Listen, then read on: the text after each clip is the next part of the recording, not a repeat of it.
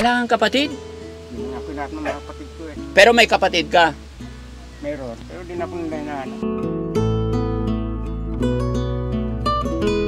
Boboy, kung nandiyan ka man, nandito ko sa Cavite, ako'y nananawagan sa iyo. Punta mo ko dito kung alam mong lugar nito.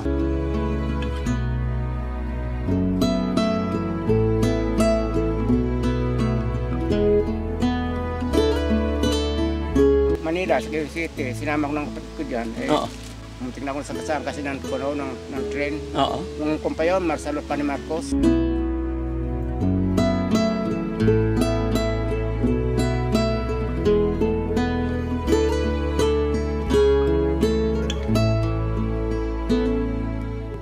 Ayun, mga kababayan, mga kabarangay, isang napakagandang araw, napakagandang hapon po sa atin lahat. Saan man po kayo naroroon, Luzon, Visayas, Mindanao, kumusta po kayong lahat? Ganun din po sa mga kababayan natin OFW, mag-iingat po kayong lahat mga kababayan kong mahal. Kumusta po kayo? Sana po ay nasa mabuti kayong kalagayan. Mga kababayan, panibagong araw, panibagong vlog. Nagtataka po kayo siguro, bukod sa aking team na nandito, at ang ating cameraman, syempre may bago tayong kasama, si Nanay. Siguro po, kung naalala nyo, siya po yung nanay na natulungan natin dati. Siya yung binigyan natin ng 20,000 pesos. Pero dahil sa kanyang kabutihan mga kababayan, siya po ay lumapit kay Daddy Frankie para ilapit ang kanyang kakilalang tatay na sobrang nahihirapan daw. Sino pa naman si Daddy Frankie para hindi magpaunlak sa mga kababayan natin humihingi ng tulong. Dahil yun po ang misyon ng Team Daddy Frankie, ang tumulong sa mga kababayan natin na nangangailangan ng tulong. Kaya sasamahan tayo ni Nanay sa araw na ito, sa oras na ito, para mapuntahan, matignan natin yung lolo na sinasabi ang nangangailangan ng tulong. So, hindi na makakapasok ang sasakyan mga kababayan, kaya ang sasakyan natin iiwanan lang dito at tayo'y maglalakad. So, Nay, samahan mo na kami. Let's go!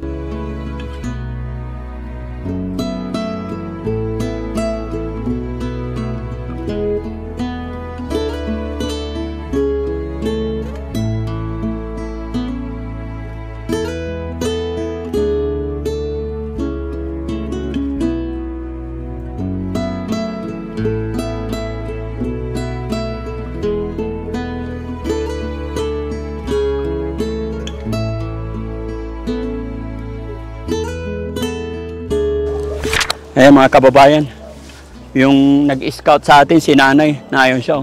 Hindi ko alam saan niya ako dadalhin talaga. Bundok-bundok, gubat-gubat pala talaga. Tama ba yung dinaanan natin, Nay? Oo, ang layo nga tingnan mo, sir. Kaya nga, tama ba yung dinaanan natin? Opo, ito siya, sir. Malapit na ba, Nay? Naku, makakarating na rin tayo, sir. Makakarating na rin. Oo. Dito lang po. Dito na? Oo, dito na, dito na. Alin? Yan po, mismo. Ay, ito. Siya si tatay. Anong pangalan ni tatay? Si Kuya Upa po. Kuya Uka. Hello, tay. Good morning. Hapon na tay eh. Oh, magandang hapon na. Kayo po si Tatay Uka. Ang layo ng bahay mo, tay. Ito mong bahay ko. Ayan ang bahay mo. Oo. Bakit dito ka? Pag natulo eh. Bakit dito ka nakatira, tay? Ay bakit ang layo-layo ng... Titindahan niya. Ha? Araw-araw diyan ka dumadaan? Parang wala namang bakas yung daan. Masukat kasi doon. Oo. Kay ko nyo, dito sa bahay ko, yung pubo doon sa tindahan nyo. Oo. Kanila yan. Puro gulay yan naman yung nadaanan namin, tay. Pero talagang napakalayo. Malayo nga, akin ito, itong babaw. Araw-araw mong dinadaanan yan? Ay ano? Nilalakad? Ilan taon ka na, tay? Masakit lang ang bako, hindi makasakit sa akin. Isip ko na, senior na ako eh. Ilan taon ka na, tay? 60. 60? Asan ang asawa mo? Wala. Nakasulong na lang ako eh. Nagsusolo? Wala kang pamilya? Hindi ka nakapag-asawa? Hindi. Ikan sa chicks. Ay, pihikan. Ilapag ko lang, tay, kasi pinawisan ako. Binoy mo, ang layo pala ng kinarurunan mo. Kala ko malapit lang. Malayo. Tapos, tay, ito ang bahay mo. Kaya mga kagbay ko, kumari ko, anak. Ay, may mga kapitbahay ka. May anak ka? Hindi, inaanak. Ah, inaanak. Anong pangalan mong totoo, tay? Oscar. Tatay Oscar. Kaya palayaw mo Oka. 60 years old ka na. Anong niluluto mo, tay? Anong gulay? Sayang, no? Bago may sitaw. No? Sitaw tsaka Lucky Me. Okay na. Pagkasamahan na. Pagsasamahin. Bakit ganito lang yung bahay mo, tay? Paano pag umulan, pag malakas ang hangin? Wala ka pa ako pang panahiro. Nga, kadikit mo na yung salangan. Parang hindi na maunaniwala na ito ang bahay mo, tay. Ito bahay mo. Ba't hindi mo man lang diningdingan? Wala nga pang dingding eh. Hindi mo pwedeng daw na sa ding. Ay, hindi pa. Gaano ka nakatagal nakatira dito, tay? Tagal na ako dito. Nung di pa kinakadyang tablan niya na dito nakatira. Dito ka na nakatira. Paano ka nabubuhay, tay? Tubigan pa nung araw yan eh. Oo. O kaya sa baba o tubig, no? Tay, tanong ko lang, paano ka nabubuhay? Kung nagtatagal ako sa pagkita, mayroon pang buhay. Nagtinda ng mga gulay. Nagtitinda ka ng gulay. Kanino gulay yung pinapaninda mo? Sa akin, may tagusan sa ibabaw. May tanim ka rin. Ano, kamuti kong palamanin. Ay, palamanin yan. Iba rin yung patalbusin. Oo. Ulan po naman kamuti ko. So, araw-araw kang nagtitinda, tay. Kabalin mo, Yun lang talaga hanap buhay. yan lang. Oops, sayang, no, mga kababayan, mga kabarangay. Ito po si Tatay Oka. Inalapit lang sa akin ni nanay. Hindi ko naman akalain, ganun kalayo pala. Napasubo ako. Pero masaya ako kasi natagpuan ka namin, tay. Nakita namin yung sitwasyon mo dito. Kaya lang, nangihinayang ako kasi kung naka-ready man lang sana ako, pinagdalhan man lang sana kita ng grocery, tsaka bigas. No? Pero tay, paano ka naliligo? Saan ang CR mo? Saan ka kumukuha ng tubig? Naray ko na pa unti-unti. Higib ka pa unti-unti. Oo. Iniipon ko, ba makaligo. Oo. Hindi ko makapasan, buhatin niyang ganyang karami. Oo.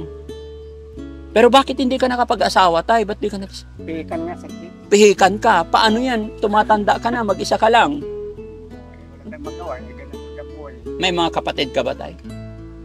Wala. Wala kang kapatid? Wala naman kapatid ko eh. Pero may kapatid ka. Meron. Pero di na akong dahinaan. Hindi ka nila hinanap. Sila hanapin mo, tay. Tintawagan ko na nga sa kon eh. Walang nakakuha. Walang nasagot. Saan ang province mo, tay? Dati mas bata ako. Taga Masbate ka talaga. Ngayon lang, dito na ako lumaki. 7 taon. 7 years old, dumating ka dito. So, dito na ako tumanda. Dito ka na tumanda. Oo. Pero wala ka na nakausap sa kapatid mo. Wala. Ilan taon kapatid mo, tay? Ay, ilan kayo ng magkakapatid? 4 lang kami. Pero di ko maalam mga pangalan na kasi nagkumparang ako eh. 6 na taon parang ako eh. Hiwalay ako ng bulang ko eh. Nahiwalay ka na. Saka sa mga kapatid ko. Pero gusto mo sana makita yung mga kapatid mo. Oo. Kung sana. Ano yung totoo mong pangalan ulit, tay? Sorry. Baka mapanood nila to. Oscar. Oscar, apelyido mo po. Alugin. Tubong Masbate. 4 kayong, ay 4 kayong magkakapatid. Ano pangalan ng tatay at nanay nyo po? Yun ang hindi ko makuha kasi am taon pa lang ako eh. Ah, Hindi ko matandaan. paano ka napunta rito? Nung 6 years ka, napunta ka dito kamo or 7 years old? Sino nagdala sa'yo rito? Sa Manila, sa Quezon City, sinama ko ng kapatid ko dyan. Eh, Oo. Nandi mo kami makasama. Oo. Kahit siguro ng kapatid ko, namatay na ako. Muntik na ako sa kasama kasi ng puno ng train. Oo. Nung kumpayon, Marcelo pa ni Marcos, Oo. yung araw sa Quezon City. Hindi na ako inabol noon. Kahit siguro namatay na ako. Nung martial law, nagkahiwa-hiwalay kayo. So, Marcelo pa ni Marcos, nung araw. Isip nila namatay ka na kaya hindi ka na nila hinanap. Palagay mo, tay, nasaan yung mga kapatid mo ngayon? Ewan ko, ngayon pinag-isipan ko, nung pinag-isipan ko yun. Pero naalala mo pangalan ng kapatid mo? Hindi ko matanda nga pangalan, no? Sayang naman. Tay, pwede ka na nga manawagan, tay. Sabihin mo lang yung pangalan mo. Baka sakali mapanood nila tong videos natin. I-upload ko kasi to, tay. Okay lang? Oo. Para baka sakali makita ka nila. Sakali tatawag yung mga... Pag nakita ka ng mga kapatid mo, kukontak sila sa akin. Kahit saan sila. Basta nandito sila sa Pilipinas, kaya kong puntahan sila. Ang natandaan ko lang ang kapatid ko, yung kapatid ng bunso, yun lang ang tandaan ko. Pero yung mga kuwang ko, hindi ko natandaan. Sige tay, kung sino yung natatandaan mong kapatid mo, manawagan ka sa kanya. Si Boboy, Boboy. Boboy Alogin. Yan ang bunso namin kapatid. Oo. Sige tay, manawagan ka sa kanya para kung saan siya, tutulungan kita para magkita kayong magkapatid.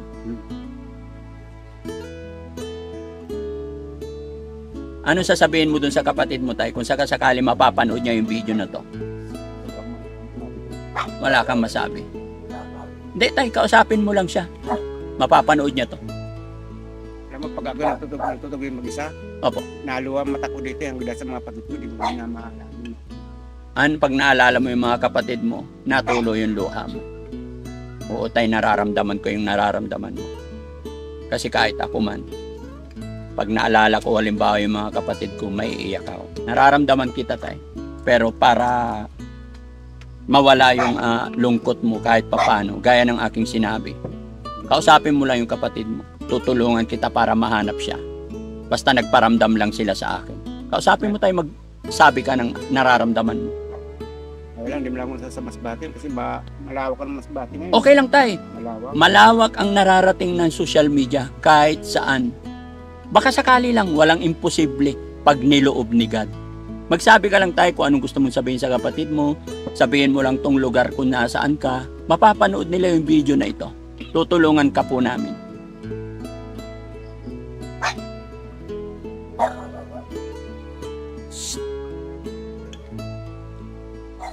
Sige tay, kung anong gusto mong sabihin sa kapatid mo. Naka-record po ito, mapapakinggan nila to, mapapanood nila to. Sige lang tay. Naka-open na ba? Opo, naka-record na yan tay, magsalita ka na. Wala akong masabi. Sabihin mo tay kung ano yung nararamdaman ng puso mo. Kung gaano mo kamahal yung kapatid mo, kung anong gusto mong sabihin. Sabihin mo lang. Hindi ko ako ng... Excuse me po. Oh? Pero mahal mo din ng mga kapatid mo, di ba tay? Mga kapatid ko, ngayon lang ako hindi lang kay mahal. Niwanan ako sa ere. Tay, alam ko mahal ka rin ng mga kapatid mo. Siguro lang wala lang silang time, hindi lang siguro nila alam kung nasaan ka. Ano pangalan ulit ng kapatid mo tay? Boboy. Boboy Alugi. Alogin. Alugin. Kung sakali man na mapanood mo yung bidyong ito, sana kumontak ka kay Daddy Frankie dahil gusto ko pong makita ng iyong kapatid na siyang natagpuan namin dito mga kababayan sa liblib na lugar. Anong lugar ito tayo ulit? Sorry? Iko. Sorry? Iko part. Ilang to eh. Ilang. Anong complete address nito tayo? Alam mo pa? Hindi mo na alam. Yun mga kababayan, napakahirap. Akala ko po, simpleng lolo lang yung aming dadat nandito mga kababayan. At gaya ng aking sinabi, hindi po ako naka-ready. Dahil nilapit lang sa amin ng lola na dati kong natulungan. Bagamat medyo maggagabi na, madilim na. Pero sige na tay, isang pakiusap na lang tay. Magsabi ka lang ng kahit kunti lang para sa kapatid mo para sigurado ako maririnig niya to.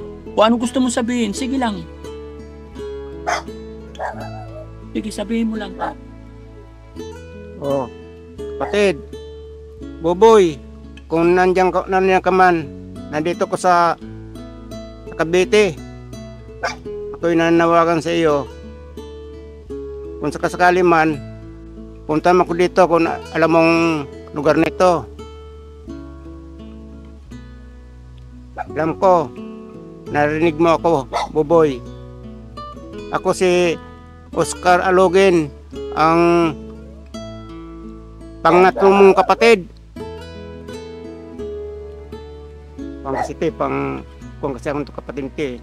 Pang tatlo ako sa kapatid ko eh. Opo. Pangatlo. Ayan, salamat po tay. Panalangin natin tay na maparinggan, makarating sa iyong kapatid itong ating panawagan. Kaya mga kababayan ko, napakalaking bagay po ang pag-share po natin sa mga videos natin nang sa ganun makita si tatay ng kanyang kapatid. Siya po ay matandang binata, senior na po. So sana makita siya ng kanyang kapatid, kaya maglalambing ang inyong lingkod mga kababayan nang sa ganon makarating sa kanyang pamilya. At kung sino man po ang nakakilala kay tatay at sa kapatid ni tatay, tulungan niyo po kami na sila ay magkita-kita, lalong-lalo na po sa kalagayan ni tatay, wala siyang pamilya. Paano na po kung hindi na niya kayang magtrabaho, maghanap buhay, na ang tanging inaasahan lang niya mga kababayan sa pagtitinda ng gulay. At ganun pa man mga kababayan, ako'y nagpapasalamat kasi na tagpuan namin si tatay dito at may taong naghatid sa amin dito. So ayan mga kababayan, ilan na po yung napuntahan namin, tapos dinala lang ako dito ng isang lola para ihingi ng tulong si tatay, bagamat medyo kulang na yung aking bala. Wala nang pera si Daddy Frankie pero gawa ako ng paraan. Pwersahin natin tong aking team, hingian natin sila. Alam ko may mga bala na yan kasi sumweldo na rin sila mga kababayan. Dahil ang aking team ay sila rin po ay nagcha-charity. Pero sa oras na ito, hihiling din ako sa kanila. So team, okay lang ba? Patak-patak tayo kung magkano lang yung kaya nyong itulong kay tatay, ha? Okay. Teka lang tay, ilagay ko to dito. Ayan, o sige. So, Sam, tulungan natin si tatay. Magkano? Ayan mga kababayan, tay, binigay po ni Sam Motovlog 500 pesos. Sana makatulong yan sa'yo. At syempre kay Rizky din, huwag mong sabihin driver ka, hindi ka pwedeng magbigay. Ayan, yun, 550. Tay, 550. Syempre ang ating boss,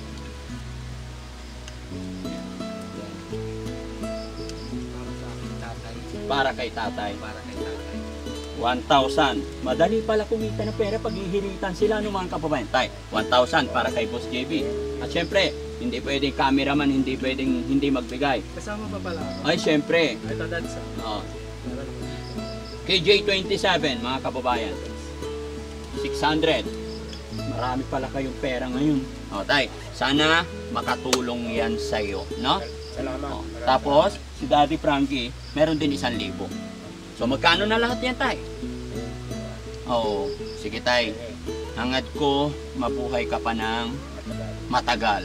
Sana makita mo ang iyong pamilya, ha? Sana tay, paano, no? Ngayon mga kababayan, tignan nyo po yung bahay ni tatay, no? Sana magawa natin ang paraan, matulungan natin. Kaya lang tay, paano? Kung sakasakaling aayusin tong bahay mo, saan ang daan papunta rito? Kasi napakalayo yun nilakad namin. Semento, hollow blocks, hindi kaya ipasok dito. Paano?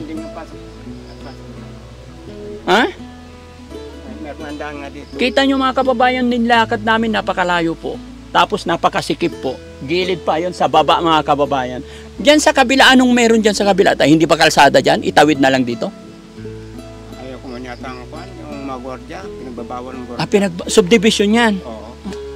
Bawal. Ayan, pero sige, alam mo tayo, pag ginusto natin, may paraan, no? Kahit anong hirap, pero saka na lang natin, sana na lang natin pag-usapan yan. Basta ang importante ay yung mahalaga.